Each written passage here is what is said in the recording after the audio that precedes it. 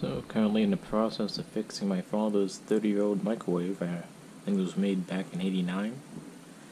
From the looks of it, the magnetron's no good. Gonna have to replace that. Found one on eBay for $17. Interesting little connections here.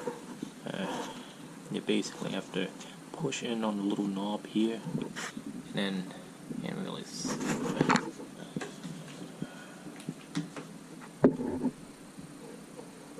And then I use the multimeter to hold that, or I bolt it down.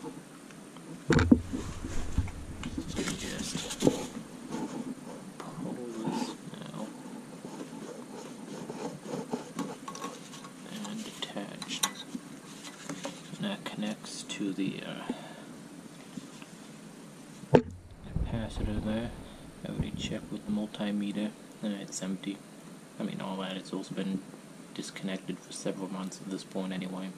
But you should always be safe and double check.